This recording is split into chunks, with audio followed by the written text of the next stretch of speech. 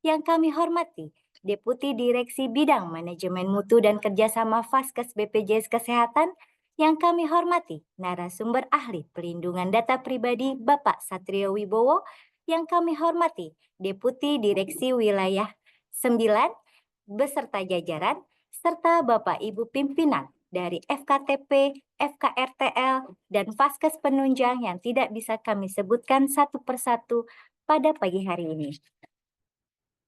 Bapak Ibu hadirin, kegiatan awareness pelindungan data pribadi kepada Asosiasi Fasilitas Kesehatan merupakan sebuah inisiasi dan komitmen nyata BPJS Kesehatan dalam mendorong meningkatkan kesadaran tentang pelindungan data pribadi, serta diharapkan output dari kegiatan ini mampu meningkatkan kesiapan pemangku kepentingan dalam implementasi kebijakan pelindungan data pribadi. Untuk mengawali kegiatan hari ini, marilah bersama-sama kita dengarkan pengantar kegiatan yang akan disampaikan langsung oleh Deputi Direksi Bidang Manajemen Data dan Informasi BPJS Kesehatan kepada Ibu Dwi Martiningsih. Waktu dan media kami persilahkan. Baik, terima kasih Mbak Vivi. Assalamualaikum warahmatullahi wabarakatuh. Selamat pagi, salam sejahtera untuk kita semua. Salam Om Swastiastu, Namo Buddhaya, salam kebajikan, salam sehat untuk kita semua. Yang kami hormati Pak Beno, sehat Pak? Alhamdulillah. Pak Wowo, Pak Satrio Wibowo, tetap sehat dan Amin. semangat ya Alhamdulillah Pak Wowo sehat. ya, narasumber kita. Yang kami hormati dari Kedeputian Wilayah 9, beserta jajaran kantor cabang, kabak, dan semuanya, serta yang kami banggakan. Nah, peserta pertemuan kita adalah dari fasilitas kesehatan, baik FKTP Recording in maupun progress. FKRTL dari Kedeputian Wilayah 9. Ini saya seperti reoni ini saya bertugas di sana tahun 2016-2017 ya. Sulawesi Selatan, Sulawesi Barat, Sulawesi Tenggara, dan Maluku, Ambon. Ya, semoga Bapak Ibu semuanya sehat. Alhamdulillah pada pagi ini kita bisa bertemu, berkumpul dalam rangka melakukan, kami dari BPJS menginisiasi ini bersama dengan kami dari Direktorat Teknologi Informasi bekerjasama dengan Direktorat Jaminan Pelayanan Kesehatan dalam rangka awareness pelindungan data pribadi. Ini bukan perlindungan ya, pelindungan data pribadi. Mungkin yang baru ini karena awareness baru pertama kali. Ya, jadi semuanya nanti akan ada istilah-istilah baru yang mungkin Bapak Ibu akan dapatkan dari narasumber kita yang luar biasa. Jadi kegiatan ini merupakan kegiatan yang sangat penting ya Bapak Ibu, karena isu mengenai pelindungan data pribadi ini merupakan isu yang sangat krusial. Jadi kesadaran, pemahaman terhadap prinsip-prinsip pelindungan data pribadi ini sangat penting.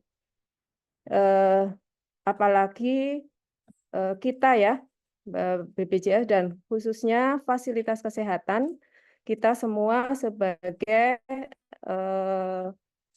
pengendali data. Nah, pengendali data itu mengumpulkan data, dan begitu data terkumpul, itu kita mempunyai tanggung jawab untuk bagaimana data ini bisa kita amankan, jangan sampai terjadi kebocoran dan disalahgunakan oleh orang-orang yang tidak bertanggung jawab.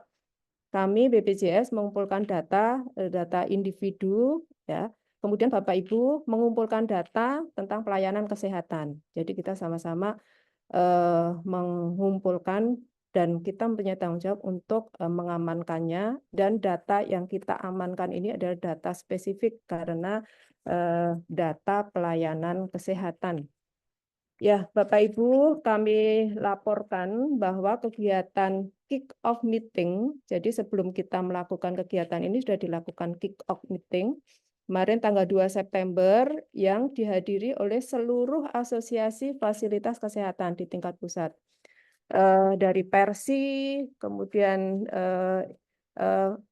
Persi dan subnya, yaitu dari Persi, Arsi, Arsada, kemudian dari ID, Adinkes, Asklin, PKFI, PDGI, dan dari TNI Polri yang dihadiri dari Kepala Pusat Kesehatan TNI, Pusat Kedokteran Kesehatan Polri, Dinas Kesehatan TNI, Angkatan Darat, Laut, Udara, LO, BPJS Kesehatan, TNI, AD, AL, dan AU. Dan dihadiri pula dari Kementerian Kesehatan, dari Pusdaten, dan dari Direktorat Kesehatan Primer dan Direktorat Kesehatan Rujukan Kementerian Kesehatan. Ya, ini pada saat sambutan dari Kementerian Kesehatan disampaikan awareness ini sudah dilakukan juga oleh Kementerian Kesehatan karena harus bertahap, jadi Kemenkes baru bisa melakukan awareness yang sama seperti ini ke Direktur Rumah Sakit Vertikal. Ya, jadi kemarin dari Kemenkes minta langsung dihadiri dari direkturnya karena betapa pentingnya tentang PDP ini dan kebanggaan bagi kita karena narasumbernya sama. Jadi Pak Satrio Wibowo ini beliau expert di bidang PDP mulai dari penyusunan regulasi-regulasinya sampai implementasinya termasuk awareness seperti ini. Kita mendapatkan narasumber yang sangat luar biasa. Bapak Ibu, kami mengingatkan kembali di dalam perjanjian kerjasama itu ada klausul-klausul yang sudah tercantum di situ mengenai PDP dan ini sudah ditandatangani Bapak Ibu dan sudah berjalan. Jadi harapannya Bapak Ibu memang ngeh ya gitu ya, ngeh dengan klausul yang ada di situ karena itu mengandung risiko. Ya, kami mengingatkan kembali di PKS itu tentang kerahasiaan data. Pasal 18, keamanan data, pasal 19, di lampiran lebih detail lagi komitmen terhadap integrasi sistem, bagaimana Bapak Ibu bridging dengan kita, mengamankan termasuk kalau Bapak Ibu itu ngontrak pihak ketiga atau istilahnya vendor ya, itu bagaimana diatur di situ dan lampiran 10 ketentuan pelindungan data pribadi. Ini detail disampaikan di sana dan di dalam PKS itu disebutkan tentang PDP, pejabat pelindungan data pribadi yang ditunjuk secara khusus tercantum di situ PIC-nya dari rumah sakit. Makanya kami harapkan dari PPDP itu hadir di sini minimal ya dari PPDP karena ini akan menjadi koordinator yang mewakili dari setiap fasilitas kesehatan. Kami setelah kick off melakukan awareness ini selama sebulan penuh setiap hari Jumat pagi dan siang. Jadi ada 8 batch untuk FKTP dan FKRTL, total secara nasional 26.383 fasilitas kesehatan. Bapak Ibu, perlu kami sampaikan mungkin secara tidak sadar apa yang kita lakukan sama ini sebenarnya banyak hal-hal yang riskan, yang penuh risiko terhadap kebocoran data atau akan berdampak pada pelindungan data pribadi ini.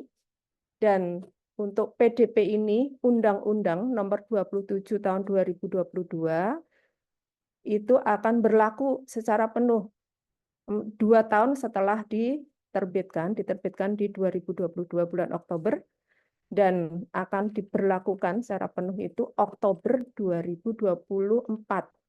Jadi tinggal bulan depan.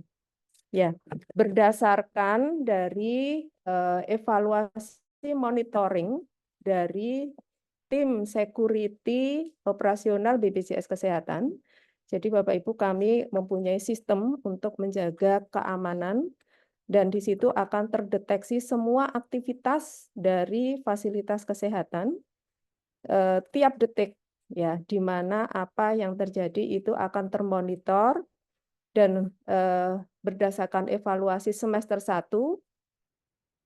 ditemukan ada 5 serangan cyber, 5 rumah sakit khususnya ya ini di FKRTL, 5 rumah sakit yang kena serangan cyber dan itu terdetek. Dan lebih dari 8.000 akun aplikasi Vclaim dan Picare bocor. Ya, itu terdeteksi Bapak Ibu, jadi vaskesnya apa, kemudian di mana, kapan, itu terdeteksi. Dari, data tersebut, kita bisa melihat kalau kita mengkhawatirkan bahwa risiko adanya kebocoran itu serangan dari luar gitu, tapi ternyata itu risikonya itu jauh lebih besar dari internal kita, gitu. Ya, tadi cyber dari luar tuh 5, tapi, kebocoran akun ini justru lebih dari 8.000, itu baru semester 1. Ya, jadi, awareness mungkin di kita dari kemarin yang sesi pertama ya, udah 2 batch yang kita lakukan, ada pembelajaran-pembelajaran yang, eee, apa ya, terkuak semua gitu, ya itu untuk kita semua ya, artinya, loh selama ini saya, nempel password saya di meja gitu, saya meminjamkan, password saya ke orang lain dan seterusnya. Nah itu mudah-mudahan di pertemuan ini menjadi, kita semua aware ya, kita, lebih berhati-hati ke depannya, supaya kita semuanya, aman aman bagi, peserta, bagi Bapak Ibu sebagai, pemilik data maupun, ancaman terhadap, implementasi dari Undang-Undang PDP. Itu saja yang kami sampaikan. Selamat mengikuti, manfaatkan kesempatan semaksimal mungkin dan kami juga mengingatkan Bapak Ibu bahwa tanggung jawab untuk, PDP ini bukan hanya IT, bukan hanya IT, justru dari Bapak Ibu pelaksana semua ya. Jadi ini jangan sampai juga ini tugas tanggung jawabnya IT, tidak. Dari kita semua. Yang punya password siapa? Ya mungkin ya sebagian dari Bapak Ibu semua. Nah, satu lagi Bapak Ibu bahwa BPJS sudah tidak mensyaratkan adanya fotokopi identitas, baik kartu maupun KTP. Nah, jangan sampai juga ada identitas nanti terserak, berserakan di meja, di tempat sampah, di fasilitas kesehatan, atau bahkan ada di berkas-berkas. Nah, ini karena Undang-Undang PDP ini mengenai perseorangan. Meskipun juga bisa kena institusi, tapi bisa perseorangan. Makanya ada username, password, gitu semua. Nanti akan dijelaskan secara detailnya oleh narasumber kita yang luar biasa dan kami mohon mohon pesan Bapak Ibu, manfaatkan di forum ini untuk hanya membahas tentang PDP. Jadi kalau untuk membahas BPJS, yang lain-lain, waktunya ada sendiri, sayang. Nanti kita manfaatkan di momen yang lain, tapi khusus saat ini hanya membahas tentang pelindungan data pribadi. Itu saja, selamat berdiskusi. Mudah-mudahan ini akan sangat bermanfaat bagi kita semua dan semua kegiatan kita dilancarkan. Amin. Waktu saya kembalikan. Wassalamualaikum warahmatullahi wabarakatuh. Baik, terima kasih kami ucapkan kepada Ibu Dwi Martiningsih atas pengantar kegiatan yang telah disampaikan. Bapak Ibu hadirin, selanjutnya marilah kita dengarkan sambutan yang akan disampaikan oleh Deputi Direksi Bidang Manajemen Mutu dan Kerjasama Vaskes BPJS Kesehatan kepada Bapak Beno Herman. Dengan hormat, kami persilahkan. Terima kasih Bu Nafisa. Oke, Assalamualaikum warahmatullahi wabarakatuh. Selamat pagi, salam sejahtera semua, salam, namo buddhaya, salam kebajikan, Om Swastiastu. Yang saya hormati Bu Dwi, Direktur Direksi MDI, dan Pak Satrio sebagai narasumber kita. Sehat Pak Satrio? Mudah-mudahan semangat, tetap semangat ya. Amin, Dan, amin Pak, siap.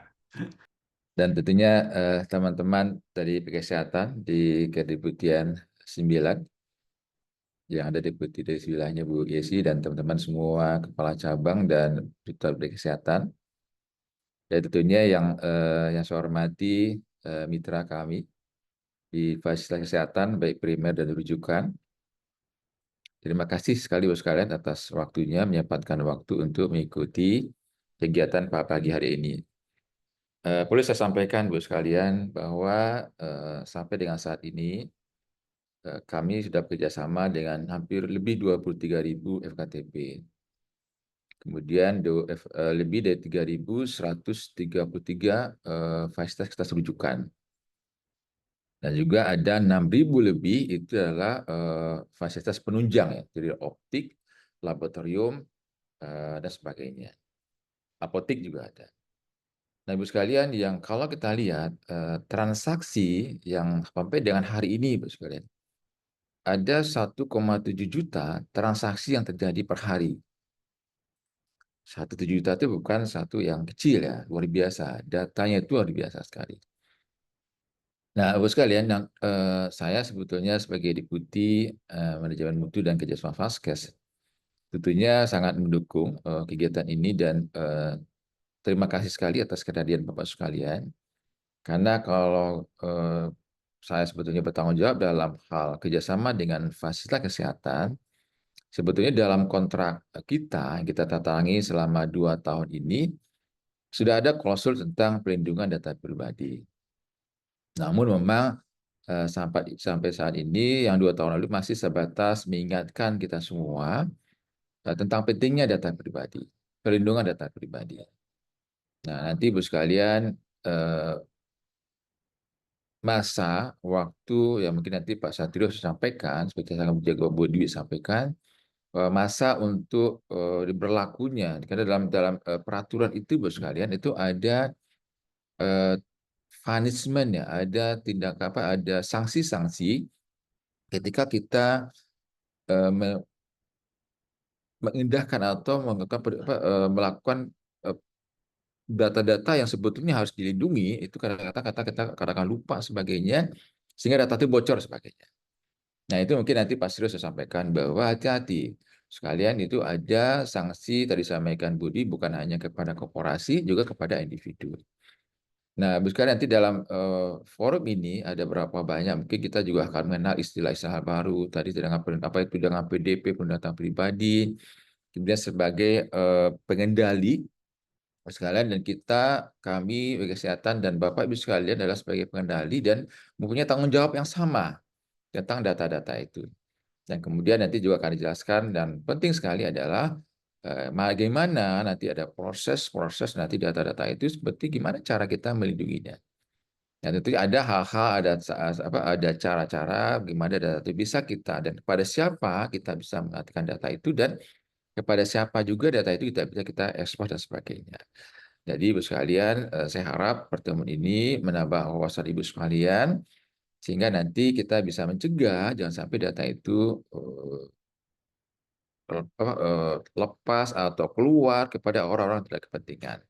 Sehingga ketika dengan perlu juga tahu, karena jangan sampai nanti kita anggap kadang-kadang gini, karena kayak tidak tahuan kita yang harusnya data itu tidak boleh keluar, ternyata kita keluar sebagainya. Hari ini, Ibu sekalian, mari kita pahami bersama-sama mana kira-kira yang apa, ketentuan apa, dan data-data mana, dan proses bagaimana caranya supaya data itu betul-betul terlindungi dan betul-betul kita pahami dan tidak saling ini ya Bu sekalian, saling oh ini bukan datanya kita, oh ini perannya siapa, oh ini karena siapa sebagainya. Nanti Pak Syaril akan jelaskan alur dan prosedur seperti ini. Tolong dipahami Bu sekalian, dan mudah-mudahan nanti ke depannya apa yang kita harapkan dalam perlindungan data pribadi dan apa yang kita harapkan bahwa sebagai pengendali bisa kita lakukan sesuai dengan ketentuan aturan yang ada. Mungkin itu aja saya ingin sampaikan, dan mudah-mudahan nanti kita bisa mengikuti kita dengan baik, kemudian memahami, sehingga kita bisa berperan sebagai pengendali data itu betul-betul berperan dengan optimal sebagainya. Demikian saja Bu sekalian, selamat mengikuti kegiatan ini. Mudah-mudahan apa yang disampaikan Pak Satrio, kita memahami dengan baik dan bisa diimplementasikan dengan sebaik-baiknya. Demikian Bu Nafisa, saya ucapkan Assalamualaikum warahmatullahi wabarakatuh. Salam warahmatullahi.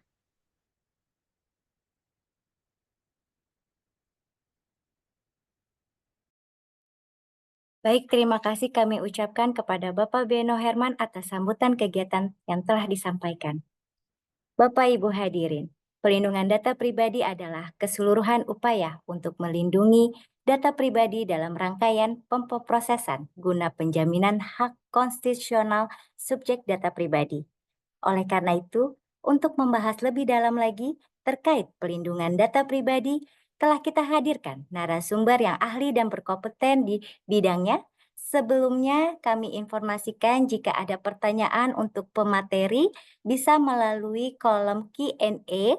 Apabila pertanyaannya sama, Bapak Ibu cukup dapat like saja, like terbanyak yang akan kami bacakan. Selanjutnya kepada Bapak Satrio Wibowo untuk waktu dan media kami persilakan. Terima kasih Mbak Vivi. Assalamualaikum warahmatullahi wabarakatuh. Salam. Selamat Selamat pagi Bu Dwi, Pak Beno, ketemu lagi. Pagi Pak, pokoknya selalu Jumatan nih, setiap hari Jumat. Iya, nanti habis Jumat Jumatan ya barokah. bajunya beda. pakai peci lagi. Wah, ini kayaknya yang sesi kali ini bakal banyak pertanyaan lagi nih. Belum apa-apa sudah ada yang nanya nih Bu. Iya, nih ada chatnya udah mulai nih. Karena sudah memahami, gitu. Bertanya pasti karena sudah ada bahan, sudah memahami. Iya. Ya, Ini luar ke biasa. Sulawesi ya berarti ya, teman-teman di Sulawesi ya? Ya, Ada Sulawesi Sulawesi, dan ya, Maluku, Ambon. Maluku. Wah, itu kan jauh banget tuh antara Sulawesi sama Maluku tuh. Pesawatnya Ya. dari Surabaya Pesawatnya semua. ya 1,5 jam lah, 2 jam lah kira-kira. Luar biasa. Wah, oke. eh, Selamat pagi Bapak-bapak, Ibu-ibu sekalian. Senang sekali bertemu lagi di pagi hari ini. Ya, jadi memang kalau sesi pagi itu biasa untuk eh, Indonesia Timur ya, karena di sebelah sana kalau semama kita setting jam 9 udah molor jam 10 atau bahkan jam 11 ya. Yang kemarin kan jam 2 jam ya bedanya Bu, yang minggu lalu ya Bu ya. Ya, Oke, ini juga 2 jam Pak ini nanti, iya kan? ini 2 jam sama. Sulawesi rasanya satu jam Ya, ya. 1 jam. Kalau di mana di Maluku 2 jam. Maluku 2 jam ya. Ya. Oh iya, oke siap. Izin saya share screen untuk materinya, Mbak Vivi. Nanti kalau semama ada isu freeze segala macam, tolong segera diupdate saya ya. Terima kasih kayak kemarin lah ya. Oke, jadi kita hari ini akan bahas terkait dengan Undang-Undang Perlindungan Data Pribadi. Undang-Undang Perlindungan Data Pribadi ini disahkan di 2 tahun yang lalu di Oktober 2022 dan bulan depan tanggal 17 secara hukum itu seluruh kewajiban di dalam Undang-Undang Perlindungan Data Pribadi itu berlaku. Ya. Jadi walaupun wah kok apa namanya kita cuma punya waktu 1 bulan ya. Nah nanti saya akan jelaskan detailnya terkait dengan implementasi.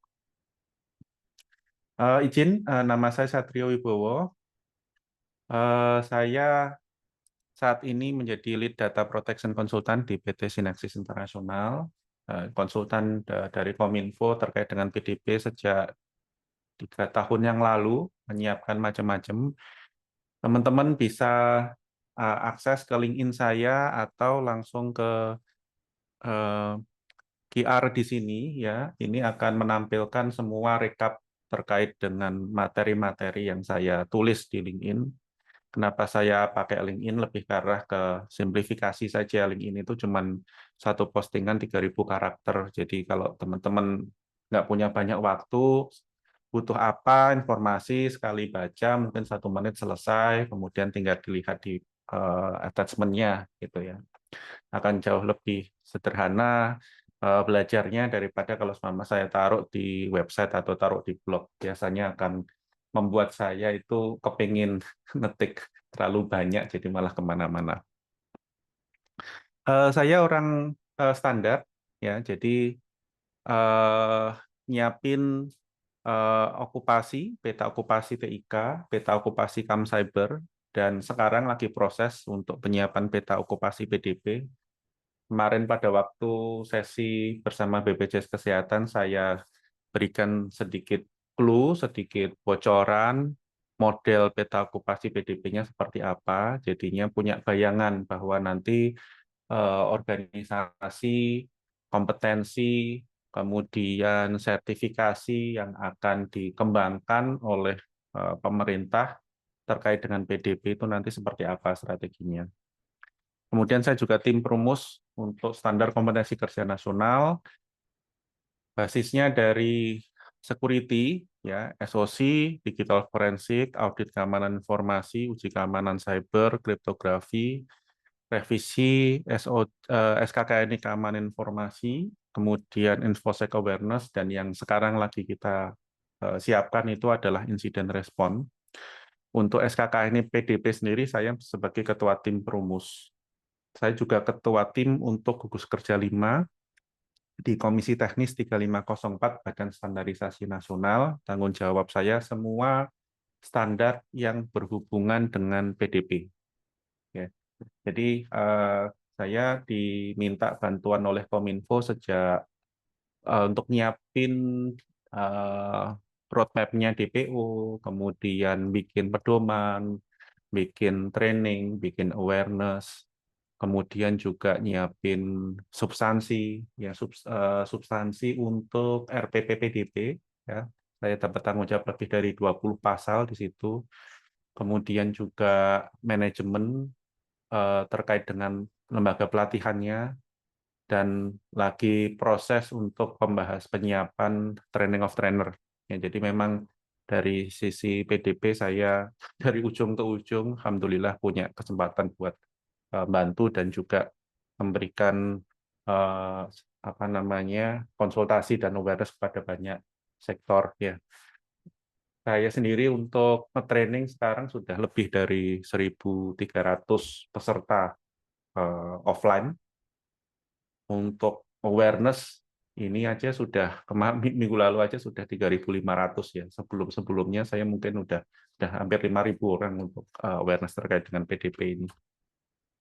Nah, kalau teman-teman tadi akses link tadi, ya ini adalah materi-materi saya di LinkedIn ya. Jadi terkait dengan SNI ya, ini karena saya di Badan Standarisasi Nasional, ada beberapa link terkait dengan SNI di sini, panduannya, bagaimana penggunaannya, contohnya bagaimana daftar di 2023, Semi-Komtek-nya, skopnya gugus kerja 5 itu apa saja, kemudian PDP di peraturan perundang-undangan, ada POJK 22 2023, ada RPP PDP, ada uji publik PNBP-nya Kominfo, kemudian tools terkait dengan PDP, ada segitiga peran, nanti kita akan bahas segitiga peran di situ. Kemudian terkait dengan insiden kegagalan, bagaimana kita menyiapkan dokumen laporannya. Kalau seumpama ada transfer keluar wilayah negara Republik Indonesia, bagaimana kontraktualnya, bagaimana komparasi undang-undang dengan privasi law di seluruh dunia, bagaimana grand design DPO-nya di Indonesia, kerangka kerja, dasar pemrosesan, kemudian tools-tools lain. Ya. Kemudian terkait dengan training dan sertifikasi, terkait dengan privasi teknologi, terkait dengan acara Asia Privasi Forum, ya. Kemudian beberapa isu khusus lainnya. Ya, jadi teman-teman bisa baca dokumen-dokumen ini. Dan di bulan lalu juga ada tambahan materi terkait dengan penghapusan, pemusnahan, kemudian pengarsipan, retensi, lah itu hal-hal yang lebih deep lagi, teknis-teknis yang memang kita harus pahami. Untuk sektor kesehatan, retensi menjadi isu. Karena apa? Karena Anda punya kewajiban untuk mengarsipkan data pribadi dari pasien itu 25 tahun terhitung dari pasien terakhir datang. Nah, ini jadi isu sekali ya terkait dengan resiko PDP-nya. Ya, jadi ketika kita bicara terkait dengan Undang-Undang Perlindungan Data Pribadi, pada dasarnya ini hanyalah tata kelola bagaimana kita memproses data pribadi. Ya, jadi khusus kalau semua apapun data dokumen yang berhubungan data pribadi larinya ke Undang-Undang PDP, udah gitu aja. Ya. Jadi Anda punya Undang-Undang Kesehatan, ya, BPJS punya Undang-Undang BPJS itu mengatur terkait dengan operasional kesehatan sektor tersebut, bagaimana batasan-batasannya segala macam, ya. Tetapi begitu itu bicara terkait dengan data kesehatan yang ada data pribadinya, harus melihat ke Undang-Undang PDP. Ya. Kalau semua data kesehatan tidak ada data pribadinya, Anda nggak perlu lihat Undang-Undang PDP. Ya. Jadi yang namanya data pribadi itu semua data yang bisa dikaitkan ke subjek data. Jadi kalau semua data itu informasi umum mengenai misalnya penyakit demam berdarah di daerah Anda, di wilayah Anda, ya, dalam satu waktu itu dideteksi ada berapa pasien yang terkena penyakit tersebut misalnya. Selama informasi terkait dengan pasiennya itu tidak diketahui identitasnya, namanya siapa, alamatnya di mana, gitulah, itu bukan data pribadi. Jadi data agregat itu istilahnya. Data agregat bukan data pribadi. Ya. Jadi penyebaran penyakit, demografi, tingkat mungkin pembayaran, iuran segala macam, gitu, jumlah masyarakat miskin yang mendapatkan apa namanya dana untuk pembayaran BPJS misalnya. Itu selama tidak ada data yang bisa dipakai untuk mengidentifikasi subjek data, itu bukan data pribadi. Ya. Tetapi begitu ada data yang lolos, ya, itu langsung kita tahu, oh ini punyanya ini datanya. Nah, itu jadi data pribadi. Gitu. Jadi konseptualnya data pribadi seperti itu. Begitu kita masuk ke Undang-Undang PDP, ini hanyalah tata kelola. Siapa yang harus ditata kelola? Namanya pengendali dan prosesor. Ya. Mostly Vaskes pengendali. Ya, dalam kasus khusus jadi prosesor, tapi mostly Vaskes adalah pengendali. Ya. Dan tanggung jawab Anda sebagai pengendali itu 2/3 pasalnya di sini. Dari hak subjek data, kemudian kewajiban, dan kemudian transfer data. Jadi ada 3 bagian, 3 bab di sini. Ini adalah 2/3 dari keseluruhan pasal di dalam Undang-Undang PDP, dan itu tanggung jawab Anda sebagai pengendali. Ya. Nah, di sini nanti kita akan melihat juga ada risiko hukum terkait dengan PDP. Ya. Nah, nanti kita akan detailkan lagi. Ya. Nah, kalau saya ngajar PDP, waktunya cuma 2 jam, ada 3 hal yang saya harus sampaikan. Yang pertama adalah peran. Nanti kita akan bahas peran pengendali prosesor.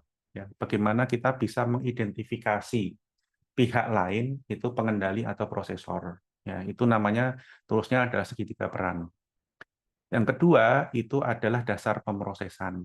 Ya, dasar pemrosesan untuk Anda, ya, untuk rumah sakit vertikal itu adalah public services. Ya. Kenapa? Karena public services itu biasanya diatur, ditetapkan, dibentuk oleh peraturan perundang-undangan, kemudian ada dana APBN yang masuk ke sana. Itu umumnya dikatakan sebagai badan publik. Ya. Jadi public services. Namun untuk yang Vaskes lain bisa menggunakan kontraktual. Nah, kenapa kontraktual? Karena pada dasarnya pasien itu datang ke Anda itu untuk mendapatkan layanan kesehatan. Semua layanan itu kontraktual. Kenapa? Karena ada hak dan kewajiban di situ. Ya. Nah, itu namanya dasar pemrosesan. Dasar pemrosesan yang lain yang pasti Anda lakukan itu adalah compliance. Ya, jadi Anda harus mengirim data ke Kementerian Kesehatan, misalnya, nah, karena ada compliance di situ. Anda harus mengirim data pegawai ke pajak, itu karena ada compliance di situ. Anda harus mengirim data pegawai ke BPJS, ke tenaga kerjaan, itu karena ada compliance di situ. ya. Itu namanya dasar pemrosesan pelaksanaan peraturan dan perundang-undangan. Ya. Nah, dasar pemrosesan yang lain yang bisa Anda pakai itu adalah vital interest, ya, jadi kondisi darurat. Jadi kalau seumpama ada pasien yang datang dalam keadaan tidak sadar masuk UGD, nah kita kan harus tahu identitas dari pasien tersebut, ya.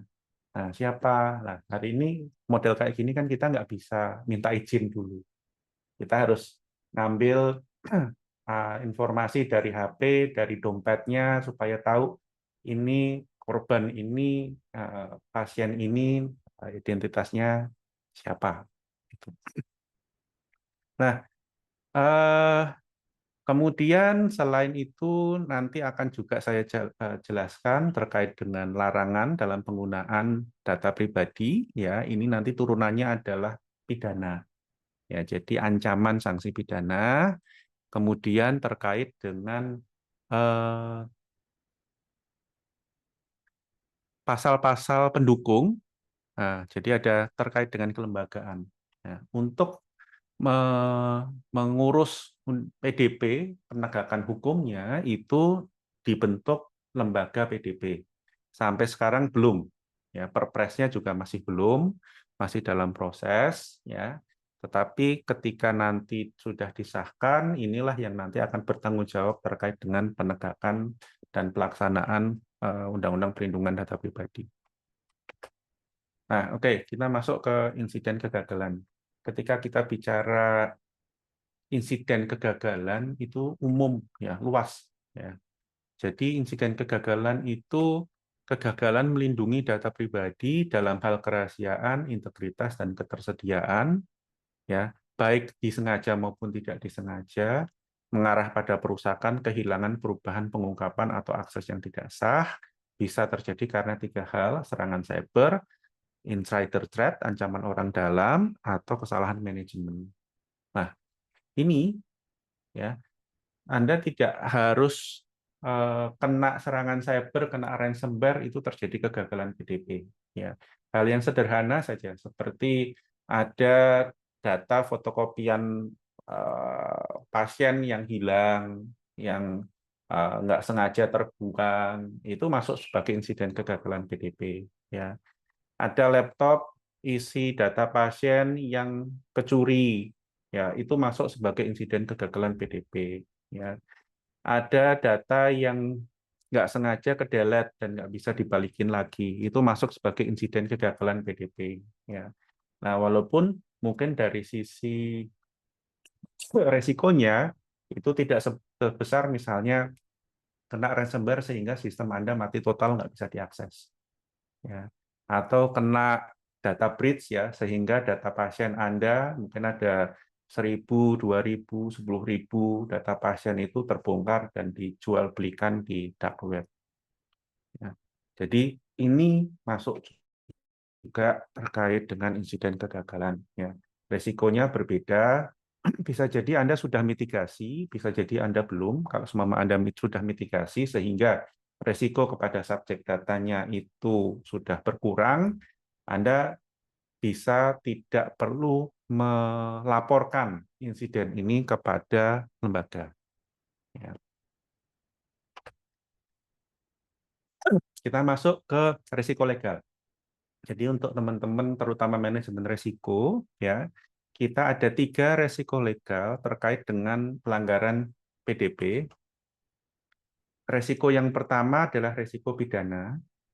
Ini efeknya sudah jelas, sudah berjalan. Aturan ini sudah berjalan begitu Pak Presiden tanda tangan undang-undang ini di 17 Oktober 2022. Ya. Jadi pasal-pasal ini sudah bisa digunakan oleh polisi, ya, untuk memidanakan pelanggaran PDP, ya, terkait dengan pelanggaran pasal 65 dan 66. Gimana mitigasinya? Ya, buat rumah sakit, buat fasilitas kesehatan, Anda harus memasukkan larangan pasal 65 dan 66 di dalam aturan kepegawaian. Karena kalau seumpama ada oknum di organisasi Anda, oknum ini melanggar pasal 6566 ya, dikenakan ancaman sanksi pidana. Ancaman sanksi pidana ini pada waktu investigasi pasti si oknum akan ditanya ya oleh penyelidik. Ini sebenarnya perintah dari pimpinan kamu atau inisiatif kamu sendiri. Ya. Ya, kalau seumpama oknumnya nakal, oh ini perintah dari manajer saya, perintah dari direktur saya. Oh, direkturnya nanti pasti ditanyain, diusut itu. Ya, makanya untuk ngamanin organisasi, ya Anda harus masukkan ini larangan pasal 6566. Ya. Dan ini nggak sekedar NDA, tidak sekedar kerahasiaan, ya, tetapi lebih dari itu. Ya. Nah, begitu Anda memasukkan larangan pasal 6566, Anda juga harus komunikasikan kepada pegawai, ini ada undang-undang PDP, Anda sebagai orang perseorangan itu bisa kena pidana kalau melanggar. Ya, pidananya apa? Penjara atau denda perseorangan atau denda korporasi, ya, pidana tambahan, perampasan kekayaan, pembekuan kegiatan, pelarangan permanen, penutupan usaha, pencabutan izin, pembayaran ganti kerugian, pembubaran korporasi. Ya, jadi sampai se-ekstrim itu. Nah, resiko kedua terkait dengan administrasi. Ya, lah ini yang banyak ditakutkan karena ada denda administrasi 2% dikalikan pendapatan kalikan atau penerimaan tahunan dikalikan variabel pelanggaran. 2% ini artinya maksimal. Ya. 2% maksimal karena variabel pelanggaran itu umumnya bisa menurunkan nilai dari 2% ini. Gitu. Cuman kalau revenue Anda 1 triliun misalnya dalam 1 tahun lalu, ya dikalikan 2%, itu masih 200 miliar. Gede sekali. Nah, ini yang harus hati-hati ya. Mau nggak mau mitigasinya, ya Anda harus siapin manajemen PDP. Ya. Nah, isu terakhir itu adalah gugatan ganti rugi. Pasal 12 ayat 1 itu adalah resiko perdata. Ya, nah, risiko perdata ini termasuk resiko yang paling susah di-maintain karena yang gugat itu bebas saja buat memasukkan nilai gugatan. Ya. Walaupun nanti pasti akan diselesaikannya di pengadilan. Pengadilan akan ngitung ini beneran nggak nilainya segitu. Ya. Bagaimana mitigasinya? Komplain manajemen. Jadi 3 risiko ini sebenarnya berhubungan pada pihak yang berbeda. Resiko terkait dengan pidana nanti ketemunya sama polisi, sama aparat penegak hukum. Resiko terkait dengan administrasi ketemunya dengan lembaga. Resiko terkait dengan gugatan ganti rugi ketemunya dengan pasien Anda atau mantan pegawai Anda yang menggugat Anda. Nah, jadi ini 3 macam risiko yang hadir begitu Undang-Undang PDP itu disahkan, walaupun untuk administrasi dan perdata ini masih menunggu aturan tambahan. Nah, kapan sih sebenarnya semua risiko itu akan aktif ya? Oke, posisi sekarang itu di September 2024 ya, kita review dulu ke belakang. Undang-undang rancangannya itu diajukan ke DPR di Februari 2020, disahkan di Oktober 2022, dan full berlaku penuh di Oktober 2024. Ya. Di sini kewajiban pengendali dan prosesor itu berlaku penuh. Ya. Sanksi administrasi berlaku selama lembaganya sudah terbentuk. Ya, masalahnya sampai sekarang kita masih belum tahu kapan lembaganya itu akan disahkan oleh Presiden.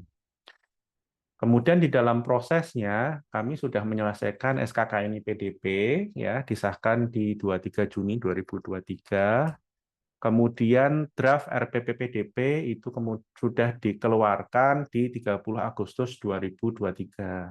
Ya, jadi kita bisa punya gambaran, oh isi aturan terkait dengan pelaksanaan PDP itu seperti apa sih? Lah itu ada di RPP PDP. Ya. Kemudian, nah ini saya masukkan, walaupun nggak relevan dengan sektor Anda, ini lebih ke arah ke bagaimana sektor lain sudah memasukkan pasal-pasal PDP di dalam aturan pelaksananya. Ya. Nah, ini di POJK 22 2023 itu ada pasal 19 sampai pasal 24 plus pasal 39 terkait dengan PDP, ya, dan juga sudah ada dendanya. Gitu. Makanya saya kemarin challenge ke Kementerian Kesehatan. Kalau Kementerian Kesehatan nggak bikin peraturan Menteri Kesehatan terkait dengan PDP, ya pasti nanti sektor kesehatan nggak akan gerak.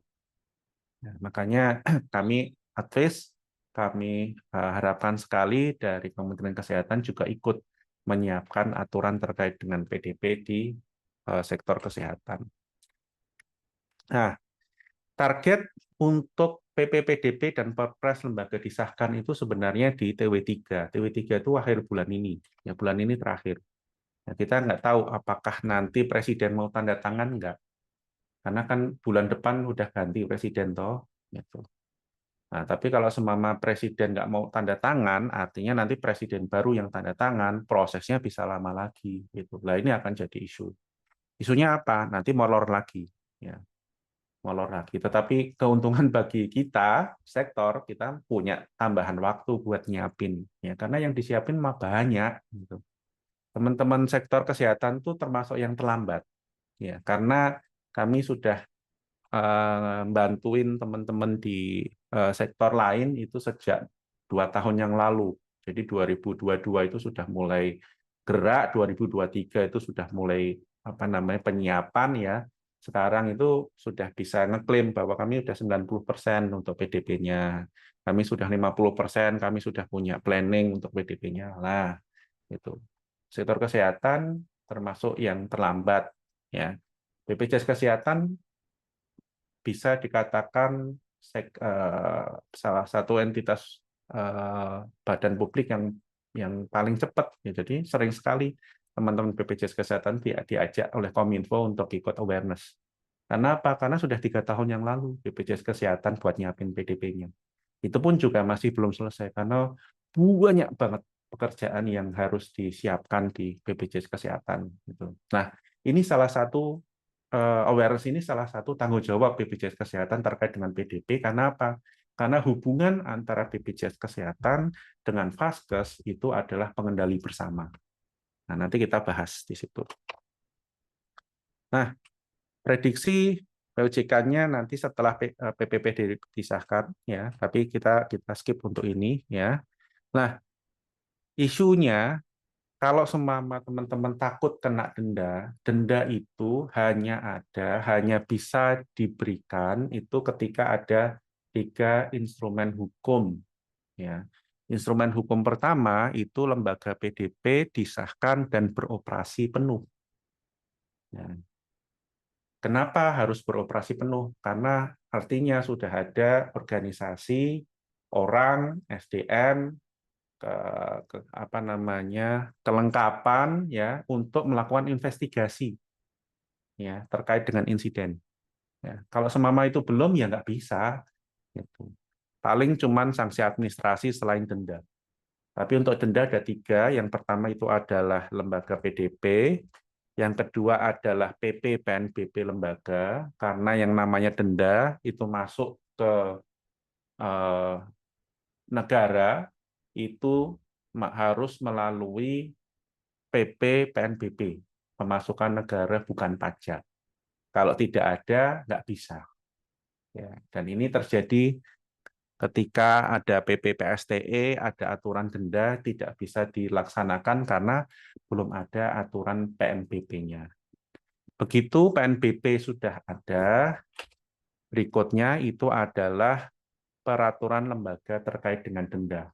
Ya, karena lembaga sendiri harus menyiapkan aturan bagaimana proses investigasinya, ya.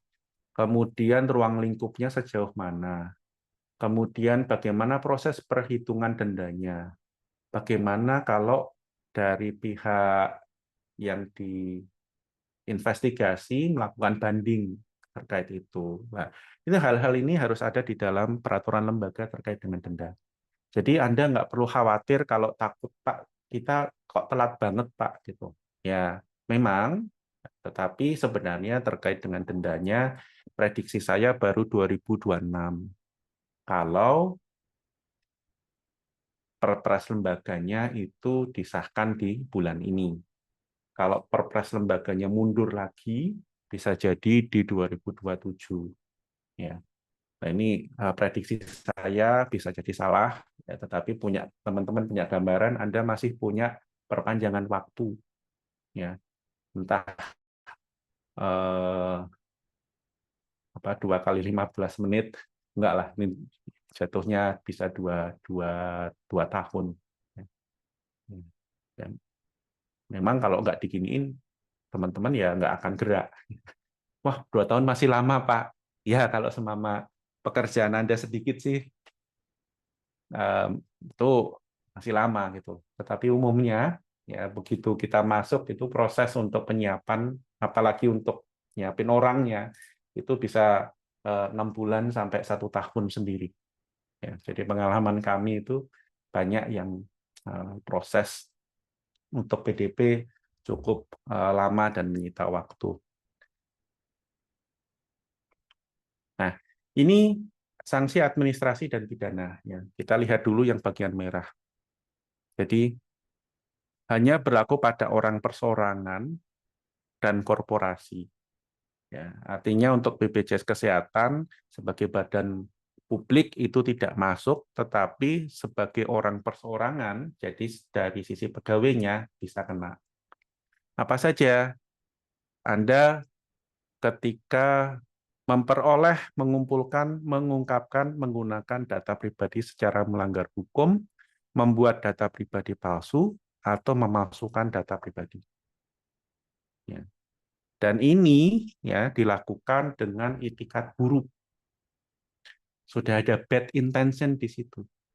Sudah ada pidananya di situ. Nah, itu baru kena. Kalau semama, Pak, kami misalnya nih, teman-teman IT bikin aplikasi, habis itu terus aplikasi itu harus dites kan dengan data ya. Datanya data dummy. Data dummy itu kan data pribadi palsu. Ya, tapi Anda nggak punya bad intention di situ karena tujuannya untuk nyiapin aplikasi. Ya. Tidak terus nanti datanya akan digabungkan dengan data asli, ya. Nah, kan enggak kan. Begitu udah sukses, ya habis itu ya data dummy-nya dihapus dari sistem. Disiapkan untuk menerima data asli. Nah, itu enggak masuk. Ya, tapi kalau semama Anda lihat kesempatan bahwa ini data-datanya bisa saya jual ke pihak lain misalnya, nah itu masuk. Karena apa? Sudah di luar tujuan dari pasien memberikan data kepada Anda. Ini pidana, ya. Administrasinya banyak. Jadi ini yang bikin pusing karena pasal-pasal untuk kewajiban Anda sebagai pengendali itu lebih kurang sampai 36-an pasal. Anda harus punya dasar pemrosesan, Anda harus memberikan informasi. Kalau pakai persetujuan, Anda harus merekam bukti persetujuan. Anda harus memastikan bahwa pemrosesannya terbatas spesifik secara hukum, sampai penunjukan PPDP, sampai ke ketentuan transfer data. Nah, ini tugasnya banyak. Ya, jadi 2 tahun itu nggak akan terasa kalau semama Anda nggak gerak sekarang. Kalau teman-teman tidak gerak sekarang, tahu-tahu 2 tahun yang tambahan tadi habis, tahu-tahu kemudian muncul resiko dendanya, wah udah tuh panik. Ya. Kami moga-moga dari Kementerian Kesehatan bisa nyiapin aturan PDP juga, gitu loh. Karena kalau semama enggak ya nanti pada lupa. Ya. Makanya moga-moga setelah awareness ini banyak yang mulai melihat, ya. Walaupun mungkin Pak, kami kan cuman puskesmas, kami cuman klinik kecil gitu. Bagaimana implementasinya? Implementasi nanti akan berbeda. Ya, pasti akan berbeda dibandingkan kalau Anda rumah sakit besar. Ya, pasti akan beda. Nah, nanti bagaimana level perbedaannya itu ya sebenarnya kami berharap itu jadi bagiannya Kementerian Kesehatan ya untuk bikinin standarnya ya sama pedomannya. Ya. Oke, ini contoh denda. Ya, jadi karena Undang-Undang PDP itu banyak mengambil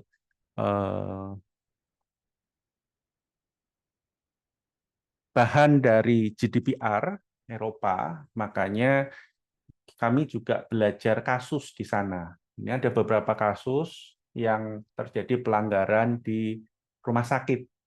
Ya. Jadi secara umum kalau rumah sakit itu kegagalan di information security. Ya. Ya mohon maaf teman-teman IT-nya di rumah sakit itu seringnya terbatas. Jadi sering sekali mereka curhat ke saya. Ya. Bapak, saya ini orang IT sendirian di rumah sakit. Ya, mungkin rumah sakitnya juga nggak besar, atau di puskesmas atau di klinik gitu ya. Saya semuanya yang lakuin. Ya. Saya yang install, saya yang beli komputer, saya yang install komputer, saya yang install aplikasi, saya yang ngasih password, saya yang nyimpen nyiapin internetnya.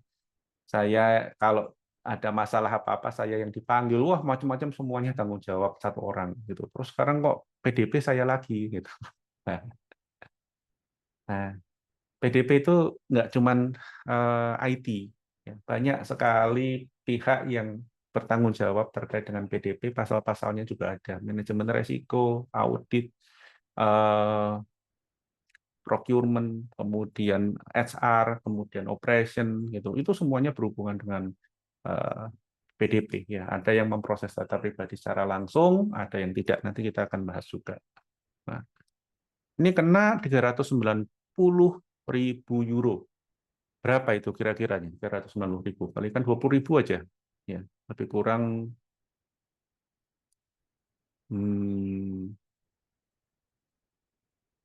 7 M, 8 M. Ya, lumayan. Nah, ini lucu lagi. Ya, ini gara-gara kebocoran kerahasiaan data pasien. Ya, ini yang sakit itu well known Dutch person. Ini kejadiannya di Belanda. Jadi orang terkenal di sini. Ya, habis itu terus susternya pada pengen tahu, ini sakit apa, gitu kan. Pada pengen lihat gitu ya. Kalau penyakitnya penyakit umum nggak apa-apa. Kalau penyakitnya memalukan kan, wah ini jadi sakit hati nih orangnya. Jadi ini kejadian seperti itu. Ya. Jadi dozen of hospital staff had unnecessary check the medical record. Ya, jadi mereka nggak punya kewenangan, nggak ngurusin dia, tapi lihat medical record-nya. Gitu. Nah, ini ketahuan, kena denda sampai 350.000. Ya. Jadi nggak cuma sekedar serangan cyber ya. Hal-hal yang seperti ini ya itu bisa kena denda. Ya, jadi ini dari pihak orang terkenalnya itu kemudian komplain ke si Dutch Supervisory Authority of Data Protection. Nah, jadi kena dua langsung ini, kena denda dari AP ini, ya, sekaligus juga kena gugatan. Nah, ini jadi resiko terkait dengan PDP-nya ada. Oke, yang pertama masuk ke materi, ya, prinsip pelindungan data pribadi. Ya, jadi dengan adanya pelaksanaan prinsip ini, resiko Anda kena denda itu bisa diminimalisasi. Ya. Ini soalnya masuk di dalam perhitungan denda. Pengalinya itu adalah prinsip pelindungan data pribadi. pelanggaran, begitu ada satu pelanggaran dari satu prinsip ini, dendanya keluar. Nah, yang pertama, terbatas, spesifik, sah secara hukum, transparan. Nah, umumnya Anda itu kalau masih ngumpulin fotokopi KTP, secara umum sudah melanggar butir A ini. Kenapa? Anda coba lihat KTP Anda. Ya, KTP Anda itu komponennya terlalu banyak yang tertulis di situ. Mungkin ada 13 atau 14 komponen dan tidak semua komponen data itu Anda butuhkan. Relevan terkait dengan tujuan dari pemrosesan Anda. Ya, jadi kalau Anda tidak lakukan data minimalisasi, ya itu akan jadi temuan dan temuan itu akan berakibat sanksi administrasi di sana.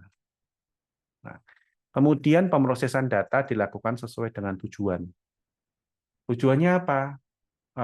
Pasien itu ngasih data kepada Anda, ya. Tujuannya supaya dia bisa dirawat, ya, supaya penyakitnya bisa dihilangkan. Kan tujuan dasarnya kan itu. Nah, semua pemrosesan yang di luar tujuan itu, nah, itu harus mendapatkan dasar pemrosesan baru. Pak, kalau pengamanan gimana? Nggak ada isu. Pengamanan masih kompatibel dengan tujuan awal. Pak, customer care, call center masih masuk. Ya, Pak, terkait dengan transfer ke rumah sakit lain, karena mungkin rumah sakit kita itu tidak punya apa namanya fasilitas yang dibutuhkan, tidak punya alat yang dibutuhkan untuk membantu diagnosis penyakitnya pasien, nggak ada masalah. Ya, Pak, kalau seumpama datanya dikirim ke lab luar, ya, karena lab kami nggak ada alatnya, nggak ada masalah. Itu satu tujuan. Ya. Selama tujuannya itu masih kompatibel dengan tujuan awal, nggak ada masalah, nggak ada isu. Ya. Tetapi misalnya data itu Anda kumpulin, habis itu kemudian Anda kirim kepada pihak lain, Anda jual kepada pihak lain, ya, entah dengan skenario apapun, ya, ya, tidak berhubungan langsung dengan tujuan awal, Anda harus minta izin. Itu namanya dasar pemrosesan konsen persetujuan. Dan izin itu bisa ditarik. Ya. Pak, kami mau pakai data-data ini untuk AI, Pak, analitik, ya. Nah, itu harus hati-hati. Begitu datanya masuk, nggak bisa dikeluarin tuh data training itu. Gitu. Jadi gimana? Ya, Pak, kalau bisa de-identifikasi, dibuat data itu bukan data pribadi lagi. Nah, itu bicara terkait dengan tujuan. Kemudian menjamin hak subjek data. Ya, ada 9 hak subjek data, nanti kita akan bahas. Akurat, lengkap, tidak menyesatkan, mutakhir, dan dapat dipertanggungjawabkan. Kalau rasanya untuk yang D nggak ada isu buat Anda. Ya, karena pasien datang itu banyak cara untuk melakukan pengecekan apakah memang identitasnya itu sama dengan orangnya. Ya, kalau BPJS Kesehatan ada proses pengecekan nomor peserta, ada fingerprint juga, ada face recognizing juga. Nah, itu berarti nomor D sudah masuk. Melindungi keamanan, nah itu nggak ada isu, ya. Memberitakan tujuan, aktivitas pemrosesan serta kegagalan perlindungan data pribadi, nggak ada isu. Dimusnahkan atau dihapus setelah masa retensi berakhir, lah ini jadi problem. Anda harus paham konsep penghapusan pemusnahan. Silahkan cek di LinkedIn saya di artikel bulan lalu, saya jelasin detail terkait dengan bedanya penghapusan data pribadi dengan penghapusan data secara umum, bedanya pemusnahan data pribadi dengan pemusnahan, dengan penghapusan, nah itu ada semuanya di sana. Kemudian pemrosesan data pribadi dilakukan secara bertanggung jawab, artinya Anda harus nunjuk orang, siapa yang tanggung jawab terkait dengan PDP di organisasi Anda. Nah, ini bagian H ini dibuktikan secara jelas, ada prosedur, ada program, ada dokumen yang membuktikan bahwa memang Anda melaksanakan PDP. Dan ini biasanya diaudit. Ya. Jadi dari A sampai H ini itu semuanya ada ROPA. masuk di dalam record of processing activity. Ya. Sayang kita nggak punya waktu khusus untuk bahas ROPA, ya. Kami harapkan setelah ini nanti kita bisa diskusi dengan Kementerian Kesehatan untuk bikin standar ROPA-nya buat Vaskes. Karena ROPA-nya buat rumah sakit, ROPA-nya buat puskesmas, ROPA-nya buat klinik, ROPA buat dokter mandiri, itu walaupun konsepnya sama, tetapi ada perbedaan yang lumayan karena rumah sakit pasti dari sisi layanannya akan jauh lebih banyak daripada puskesmas atau klinik. Kami harapkan bisa sampai ke sana ya, sehingga bisa membantu teman-teman tinggal dapat aja, oh bentuk ROPA kayak gini, Anda bisa tinggal nambahin kustomisasi atau apa namanya ngurangin kalau semama ada proses, ada kolom yang berlebihan. Makanya untuk ROPA itu saya memang advis cukup pakai Excel saja, nggak usah pusing pakai aplikasi, karena Excel itu lebih fleksibel untuk nambahin atau ngurangin sesuai dengan kebutuhan. Nah, masuk bagian kedua, ya, segitiga peran. Dalam Undang-Undang PDP hanya dikenal 4 peran, ya. Yang pertama subjek data. Ya. Jadi Anda itu harus berpikir 2 hal ya. Yang pertama, Anda berpikir untuk mewakili Vaskes. Vaskesnya sebagai pengendali, tapi sekaligus Anda juga harus berpikir Anda itu subjek data. Anda subjek data, posisi Anda tuh sebagai pegawai kalau berhubungan dengan Vaskes, posisi Anda juga sebagai pasien kalau semama sakit dan harus menggunakan layanan kesehatan. Jadi Undang-Undang PDP itu bukan buat bikin repot sebenarnya, tetapi untuk Anda, buat saya, buat keluarga saya, buat orang tua saya, buat orang tua Anda, buat anak-anak Anda. Ya. Ini karena posisi Anda sebagai subjek data pribadi.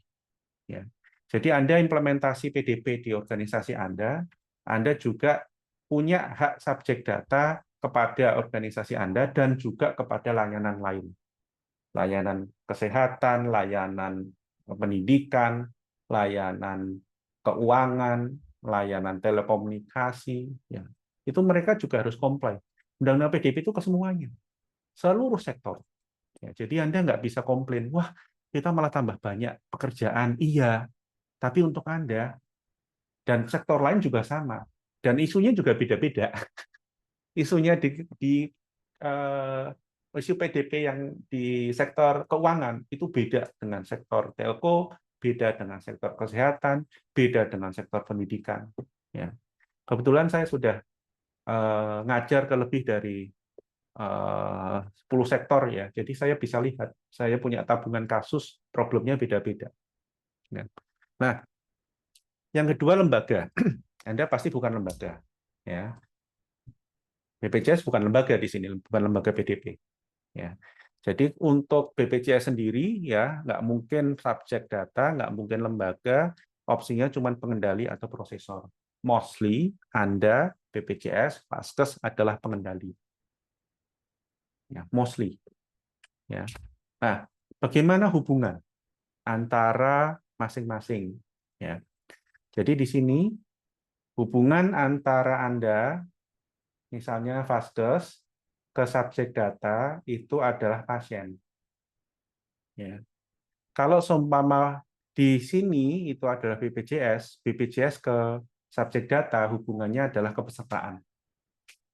Ya. Hubungan antara Vaskes dengan BPJS ini nanti jatuhnya adalah joint controller. Kenapa? Karena data yang digunakan bersama itu banyak, nggak cuma sekali TikTokan saja. Anda rumah sakit, Vaskes, pasti punya vendor, pasti.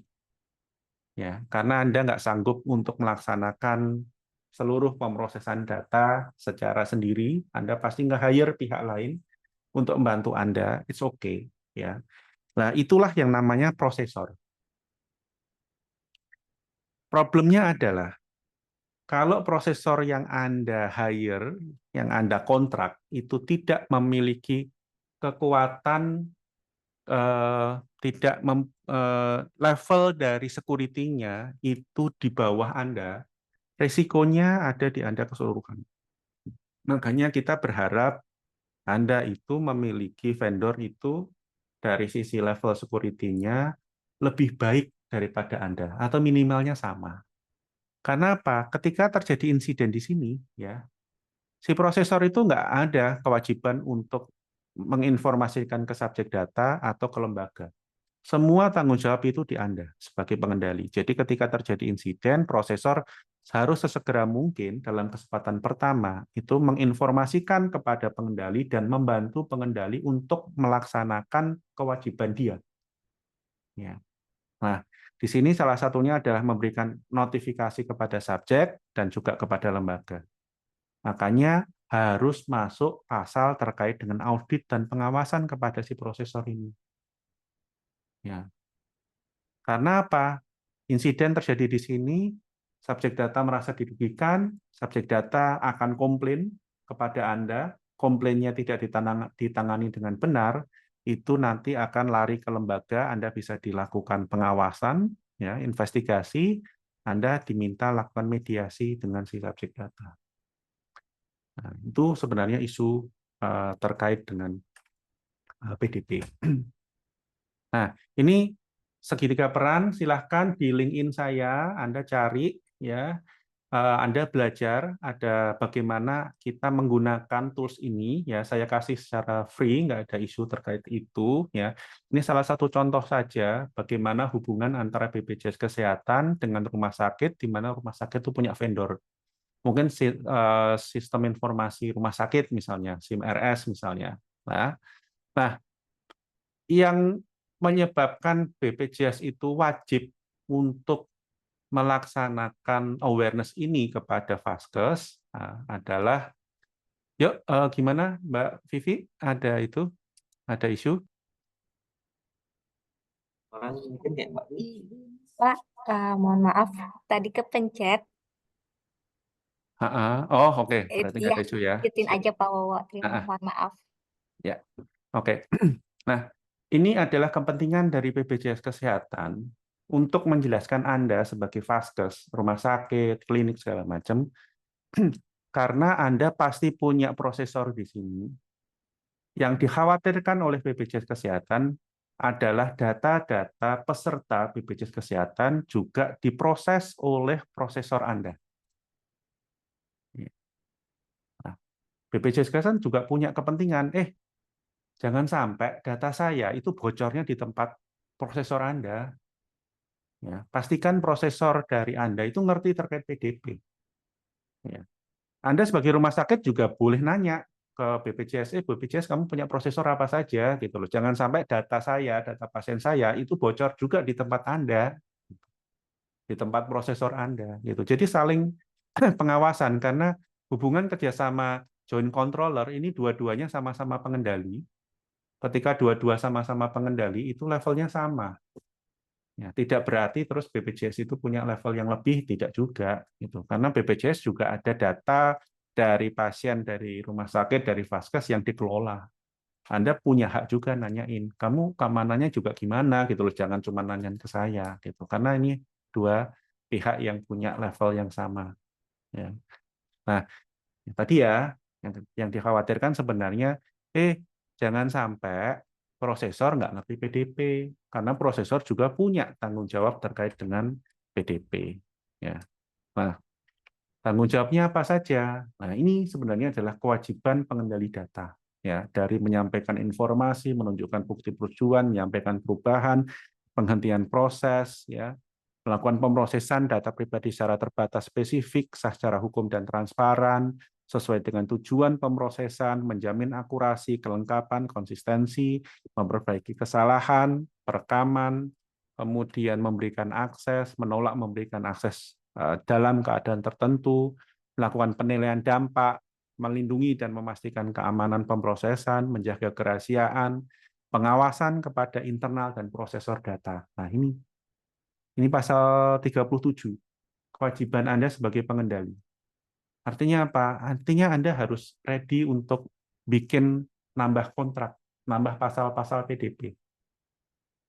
Nggak bisa enggak. Bylaws menyatakan seperti itu. Nah, isinya apa? Ini, ya, kontrak kepada prosesor data pribadi, ya, itu untuk memastikan bahwa prosesor data pribadi itu juga memahami dan comply terhadap aturan PDP. Ya. Jadi tanggung jawabnya prosesor itu cuma 8 pasal. Ya, 8 pasal ya. Satu pasal, ini pasal 51, ya. Simple. Ya, pokoknya prosesor Anda tuh harus melaksanakan instruksi dan perintah di dalam kontrak. Prosesor itu tidak boleh memproses data di luar kontrak, di luar lingkup kontrak. Ya. Begitu prosesor memproses data di luar lingkup kontrak, ya ada 2 konsekuensi hukum. Yang pertama, breach. Kontraknya breach. Yang kedua, si prosesor naik pangkat jadi pengendali. Dan pelanggaran itu bisa dilaporkan kepada lembaga. Gitu. Ya. Bahkan sampai kalau prosesor itu punya subprosesor harus dikasih tahu kepada pengendali, kepada Anda. Untuk memastikan bahwa, oh, data saya itu ternyata diprosesnya oleh A, B, C, D, E. Ya kan? Walaupun nanti masalah pengawasan yang subprosesornya tanggung jawabnya si prosesor Anda. Itu. Pasal 51, pasal 52-nya ini nih, ya. Pasal 52 itu memuat ketentuan di pasal 29, 31, 35, 36, 37, 38 dan 39. Ya. 29 menjamin akurasi, kelengkapan, konsistensi. Artinya apa? Jangan sampai data dialirkan ke sana, datanya rusak di sana. Ya. Melakukan perekaman terhadap seluruh kegiatan pemrosesan, jadi harus punya ROPA juga, Record of Processing Activity. Ya, mungkin nanti next kita akan bahas ROPA. Melindungi dan memastikan keamanan. Ya, pasti dong, harus secure juga di sana. Jangan sampai kita sudah susah payah ngamanin di sini, bocornya di sana karena di sana nggak ngerti security. Ya. Menjaga kerahasiaan data. Pengawasan kepada internal dan subprosesor data, memastikan pelindungan data dari pemrosesan yang tidak sah, mencegah data pribadi diakses secara tidak sah. Ini hal-hal yang Anda harus pastiin dilakukan oleh prosesor Anda. Gimana? Kontrak. Kontraknya belum ada, tambahin. Bylaws seperti itu. Ya. Nah, ini masuk ke dalam manajerial. Ya, bagaimana kami manajemen pelindungan data pribadi, ya, di mana manajemen pelindungan data pribadi kami menggunakan standarnya dari CIPM, Certified Information Privacy Manager dari International Association for Privacy Professional. Ya. Starting point itu dari governance. Anda harus paham peran, lingkup, prinsip dasar, stakeholder, DPO, PPDP, harus punya visi misi, harus punya strategi, harus nyiapin governance-nya, dokumen-dokumennya, itu semuanya ada di sini. Ya, baru kemudian kita assess bagaimana proses yang Anda sudah lakukan terkait dengan PDP, kalau semama belum harus diperbaiki, kalau semama sudah harus direview, ya. Nyiapin ROPA pasal 34, 31, kemudian Anda lakukan penilaian dampak pasal 34, ya. Dari sini adalah mitigasi resiko, masuk ke bagian protect, ya. Bagaimana nyiapin aplikasi yang privasi by design by default, bagaimana update policies, notice, nyiapin kontraktual, bagaimana retensinya, ya, bagaimana kontrolnya, insiden manajemennya, ya. Kemudian bagaimana kita sustaining ya proses ini ya lewat training, awareness, communication, kemudian monitoring, audit, dan bagaimana kita melakukan respon ketika terjadi insiden kegagalan permintaan subjek data. Nah, Anda harus punya pejabat pelindung data pribadi. Karena apa? Karena masuk ke sini nih. Anda memproses data pribadi spesifik. Jadi data kesehatan itu ada data pribadi spesifik skala besar. Ya. Data umum ada pemantauan teratur, sistematis, skala besar. Nah, jadi mau nggak mau harus disiapkan, ya. Dan ini adalah ruang lingkup terkait dengan PDP. Unit yang memproses data pribadi secara langsung, unit yang melaksanakan program PDP. IT itu cuma bagian ini saja ya. Urusan security, urusan infrastruktur, urusan data, ya, urusan developing aplikasi. Ya. Tetapi untuk PDP-nya banyak tanggung jawab di tempat lain. Dari HR ngurusi data pribadi pegawai. Dari pelayanan ngurusi data pribadi pasien. Ya. Dari manajemen risiko terkait dengan risiko-risiko yang tadi saya jelasin. Dari legal, biro hukum terkait dengan kontraktual, dari audit terkait dengan audit pihak 1, 2, dan 3. Di sini kita memperkenalkan audit pihak kedua, audit kepada prosesor data pribadi. Yang lain mana? Ada procurement, ada finance, ada, tergantung dari organisasinya. Tapi secara umum ini adalah yang harus Anda masukkan di dalam tim PDP. Nah, ini contoh ilustrasi terkait dengan organisasinya, ya. Jadi terakhir diskusi dengan Kominfo dipisahin antara pengawasan dan pelaksanaan. Ya, jadi yang mengawasi itu bebas benturan kepentingan, dia tidak melakukan pemrosesan data. Nah, untuk yang manajemen silahkan tunjuk koordinator, di mana koordinator itu mengkoordinasi pekerjaan-pekerjaan PDP di masing-masing sektor, di masing-masing unit terkait. Nah, ini adalah dokumen-dokumen acuan kerja, ya. Di bagian sini itu adalah dokumen umum yang biasa kita temukan di dalam PDP, ya. Di sini tergantung dari relevansinya, ya. Jadi ini kami ambil dari RPP PDP. Jadi RPP PDP itu menyebutkan dokumen-dokumen ini. Ya. Dan ini adalah kontrak pengendali prosesor. Coba Anda lihat di dalam RPP PDP ada kontrak dengan vendor Anda, itu harus, mungkin ada beberapa yang sudah checklist ya, sudah masuk ya di dalam kontrak ya. Cakupan pemrosesan, cara pemrosesan, jenis tujuan pemrosesan, jenis data pribadi yang diproses, kategori subjek data, jangka waktu pemrosesan, hak dan kewajiban pengendali dan prosesor, mekanisme pengawasan, audit, dan inspeksi. Ya, mungkin ini belum masuk. Ya. Bagaimana kemudian penyelesaian sengketa ini umum ya. Kemudian hal-hal lain yang disepakati dan narah hubung yang ditunjuk bersama. Ya, jadi mungkin itu untuk materi awareness kita yang pertama ya. Undang-undang PDP itu luas sekali. Saya kalau ngasih training dasar PDP itu bisa 2 hari supaya komplit ya. Ini kami coba padatkan di dalam satu sesi. Nah, semoga teman-teman paling tidak mendapatkan gambaran terkait undang-undang dan resikonya.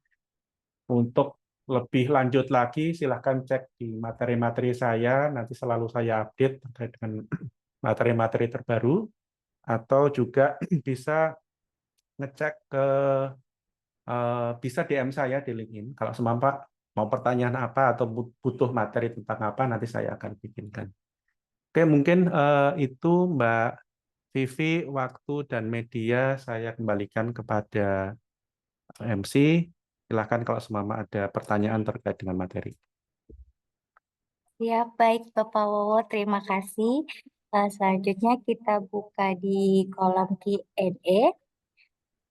Di sini ada beberapa dari pertanyaan yang sudah ditanyakan, sudah ada beberapa juga dari admin kami yang memberikan jawabannya. Mungkin ini saya bacakan satu dari Adi TPMD Bau-Bau. Assalamualaikum, jadi data pasien harus tersimpan 25 tahun. Bagaimana dengan SEB-nya bahwa rekam medik setelah 5 tahun kalau tidak salah bisa dimusnahkan?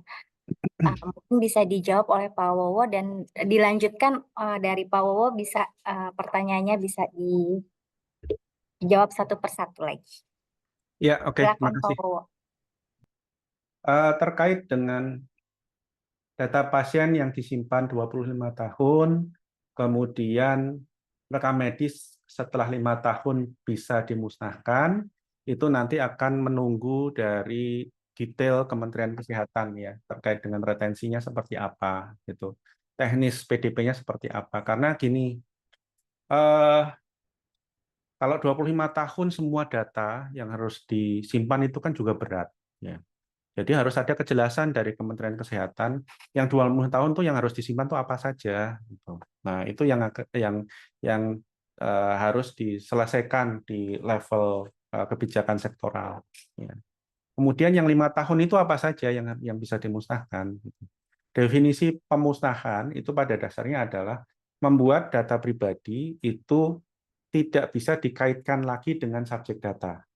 Nah, itu sebenarnya konseptual pemusnahan.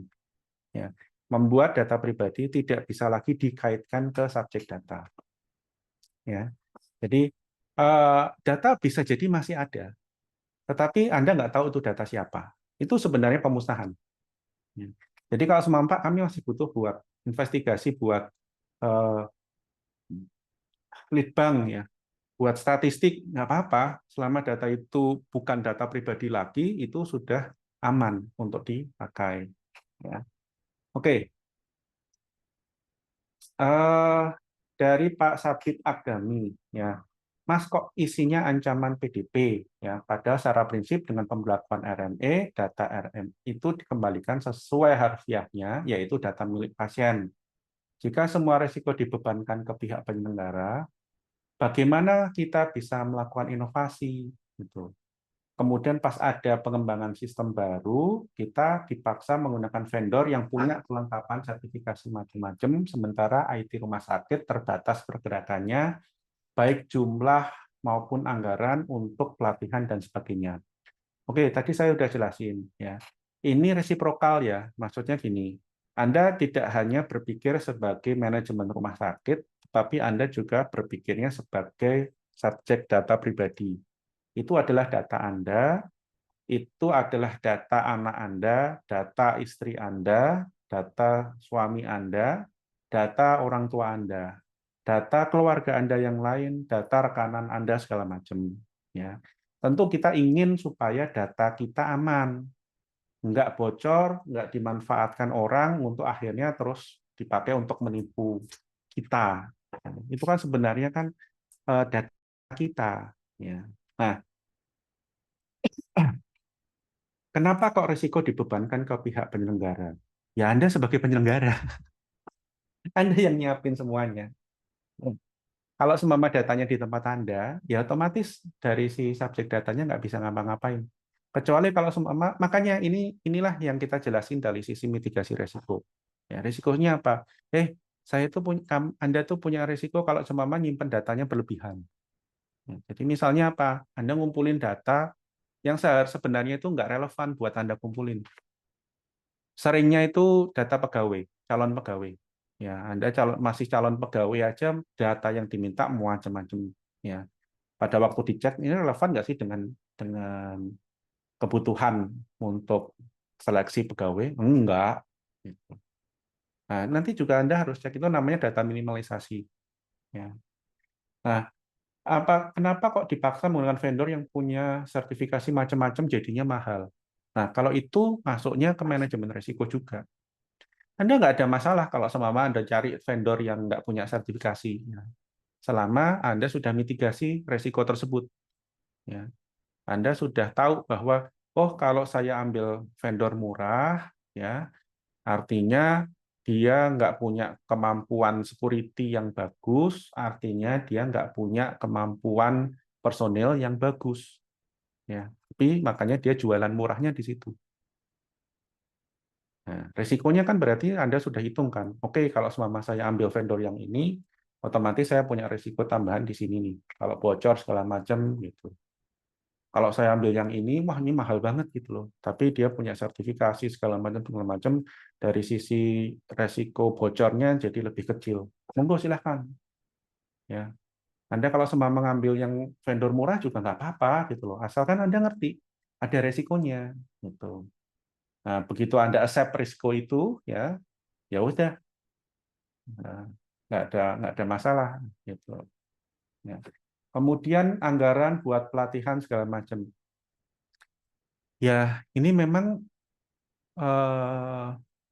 ilmu baru ya. Kami bolak-balik juga menjelaskan kepada banyak pihak ya terkait dengan istilah pengendali prosesor gitu. Tapi Anda harus paham, Indonesia itu termasuk negara yang paling terlambat untuk mempunyai aturan PDB. Dari 150-an negara kita tuh mungkin di 135, 140 ya yang punya aturan PDB. Makanya dibandingkan dengan negara lain itu jauh implementasinya. Ya. Sama Singapura aja kita kalah 12 tahun.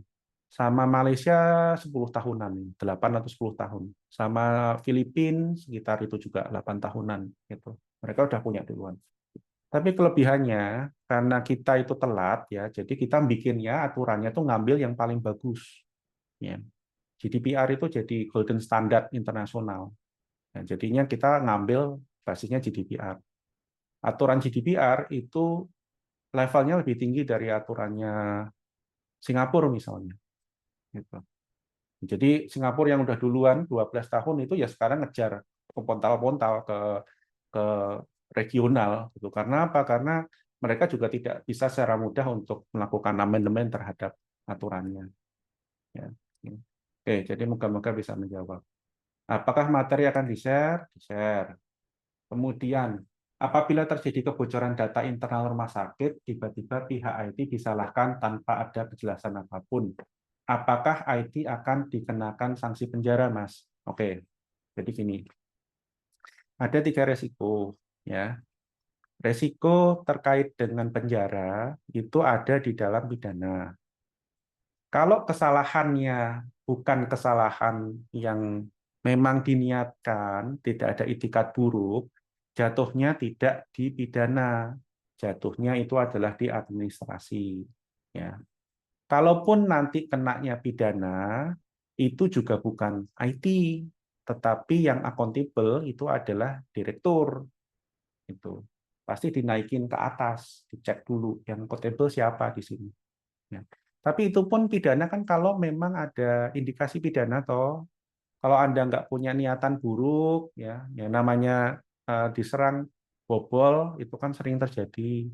Itu Anda sudah melakukan hal yang terbaik, ya. Kok nggak ada ini, ya nggak ada anggaran, terus gimana Pak? Gitu.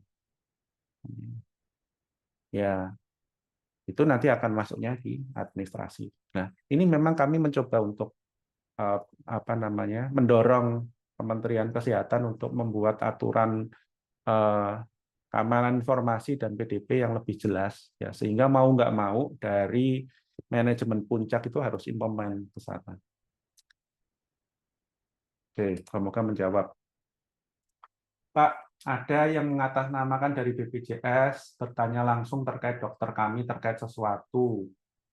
Yang menjadi pertanyaan kami, bagaimana perlindungan data, kebocoran seperti ini, siapa yang bertanggung jawab, mohon penjelasan. Oke, ya. Jadi ketika ada pihak berwenang yang menanyakan, meminta data pribadi kepada Anda, ya, yang pertama Anda lakukan adalah memastikan identitas. Ya. Ketika identitasnya benar, minta suratnya, surat resmi. Nah, ketika sudah ada surat resmi, Anda harus memastikan bahwa yang diminta di surat itu relevan, ya, dengan data yang diminta. Ya, jadi tujuannya harus relevan. Jadi misalnya polisi datang, ya boleh Pak, Anda punya kewenangan buat melakukan investigasi gitu. Tapi minta datanya semua data saya, minta semua data pasien. Nah, itu kan nggak relevan. Maksud investigasinya terkait dengan ini yang diminta semuanya. Gitu. Nah, Anda bisa nolak.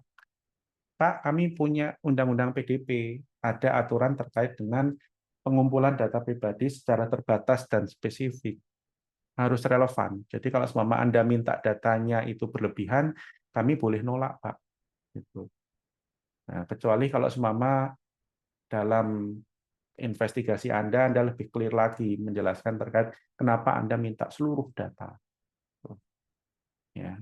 Nah, jadi kalaupun ada dari BPJS ya sebenarnya dari Maluku kan ada bisa nanyain ke apa namanya kewilayahannya ya. Ini benar nggak gitu. Pasti kan ada kontak langsung di sana. Apakah bisa bertanya langsung? Silahkan.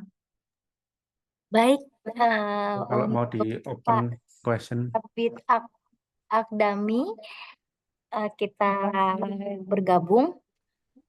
Halo, tes. Halo Pak Sabit, apakah Ya, sudah join? ya, siap.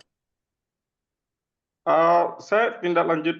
Halo, masuk ya, Pak ya? Oke, Yuk masuk silakan silakan. Pak Sabit. Begini Mas, terima kasih sudah menjawab pertanyaan saya yang tadi yang lumayan panjang. Nah, barangkali Mas juga ini sekedar saran aja sih Mas, juga ke BPJS Kesehatan agar bisa mengupayakan eh, regulasi kepada rumah sakit atau penyelenggara vaskes agar mereka juga menetapkan standar minimum bagi IT, organisasi IT-nya atau orang IT-nya, sehingga kita pun yang di mana level pelaksana ini juga bisa terfasilitasi.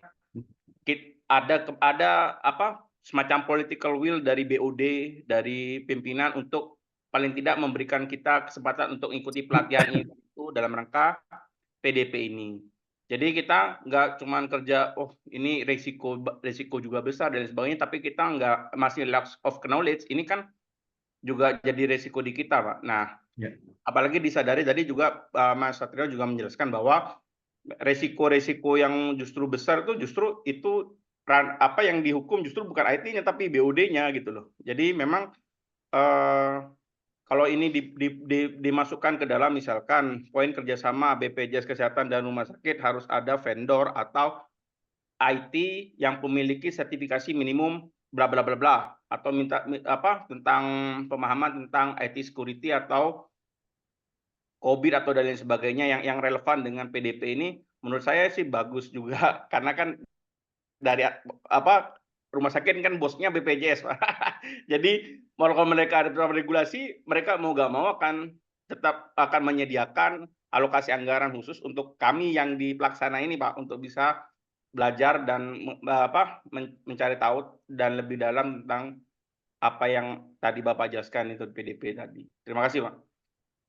Ya, makasih Pak Sabit. Ya, kami juga lagi proses ya. Jadi kemarin kita diskusi dari hasil sesi pertama di Jumat lalu sempat kita diskusi, gimana caranya supaya kita bisa bantu nih ke rumah sakit, gitu, ke vaskes, ke layanan kesehatan kan nggak semua punya level yang sama gitu. Nah, memang untuk BPJS Kesehatan kan nggak sampai ke sana ya gitu. Jadi memang harus lewat jalurnya Kementerian Kesehatan gitu.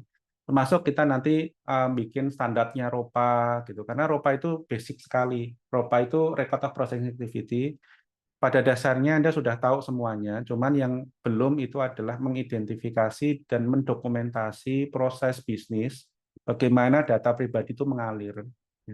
Karena kan secara umum kalau rumah sakit, fasilitas kesehatan itu kan data mengalir itu kan dari awal pasien datang ya registrasi, lah begitu registrasi kan semua data masuk kan. Nah, data itu mau kemana aja kan nanti tergantung ya apakah pasien itu ke misalnya lewat jalur UGD, kemudian rawat jalan, kemudian rawat inap, kemudian dalam proses diagnosisnya membutuhkan informasi dari laboratorium, membutuhkan pengetesan di USG atau di MRI. Nah, itu kan nanti berarti datanya kan akan mengalir ke sana. Kemudian, oh ini harus dilakukan operasi. Nah, berarti kan nanti akan data mengalir ke operasi gitu. Oh, ternyata pasiennya tidak bisa diselamatkan meninggal. Berarti kan nanti akan mengalir ke instalasi kamar mayat misalnya gitu. Terus bagaimana terkait dengan obat? Obat kalau semama punya farmasi sendiri berarti mengalir ke farmasi. Kalau obatnya itu nggak ada di rumah sakit, nggak ada farmasinya, berarti ke apotek di luar. Oh, kalau semama terkait dengan layanan penunjang, misalnya kacamata gitu, kacamata di luar, berarti kan ada data yang ke sana, gitulah. Ini kan data-data yang kita tuh sebenarnya sudah tahu ya, tetapi belum kita dokumentasikan dalam bentuk ROPA. Nah, ROPA itu kami berharap bisa dibikin bareng-bareng sehingga teman-teman tinggal kustomisasi aja. Oh, rumah sakit ROPA-nya kayak gini ya. Kan toh prosesnya juga itu aja ya, gitu. Maksudnya di dalam diagnosisnya bisa macam-macam, tapi sebenarnya prosesnya cuma itu saja, gitu. Nah, itu kami berharap bisa sampai ke sana, bisa buat bantu. Juga terkait dengan security-nya, karena namanya PDP itu nggak bisa dipisahkan dari security. Gitu. Nggak ada PDP kalau nggak ada security. Gitu. Anda nggak punya apa-apa. Mau dibikin aturan PDP, toh datanya gampang bocornya, gitu kan ya repot juga. Nah, itu dari sisi security, IT-nya harus disiapkan. Nah, itulah yang hal-hal yang kami lagi ajukan, ya, kami diskusikan kepada Kementerian Kesehatan. Ya Pak Beno dan Pak Budwi ya mungkin masukan-masukan ini kita bisa kumpulin ya, habis itu kita bisa diskusikan dengan Kementerian Kesehatan untuk mencoba membantu sektor kesehatan untuk comply terhadap Undang-Undang PDP. Oke, mungkin itu Pak Sabit. Ya, makasih Pak. Karena ini juga nanggepi pertanyaan dari teman-teman tadi kan, dengan adanya RME itu kan orang dia bisa bawa rekam mediknya masing-masing tuh. Ya, bawa dia bisa akses baik dari iCare nanti mobile JKN ataupun aplikasi Satu Sehat dan aplikasi-aplikasi asli rumah sakitnya. Nah, kan itu kadang kan data mereka kita nggak sebar, cuman mereka tuh kadang screenshot atau foto atau record. Nah, itu kan hal-hal semacam itu kan sudah dilepas kendali kita, misalkan sebagai penyelenggara. Nah, kalau dengan adanya ROPA tadi disusun, maka kita sedikit tenang, Pak. Jadi kita tahu ini di mana, listnya di mana, dan sebagainya. Makasih Pak Satrio. Ya, oke, sip. Terima kasih juga Pak Satrio. Oke, terkait dengan kerjasama pihak ketiga untuk keamanan data dan jaringan, ya, apakah ada rekomendasi vendor dari BPJS Kesehatan? Wah, itu dari BPJS yang bisa jawab ya, kalau yang ini ya. Bisa nggak sampai ke arah sana? Apakah ada UAT dari BPJS untuk menguji keamanan data SIM-RS dari rumah sakit? Itu jadi BPJS juga. Masalah data, semua sumber ke server, apakah ada standar yang diberikan BPJS untuk perangkat server? Itu juga jawab pertanyaan ke BPJS. Monggo Bu Dwi atau Pak Beno mungkin bisa menjawab 3 pertanyaan ini.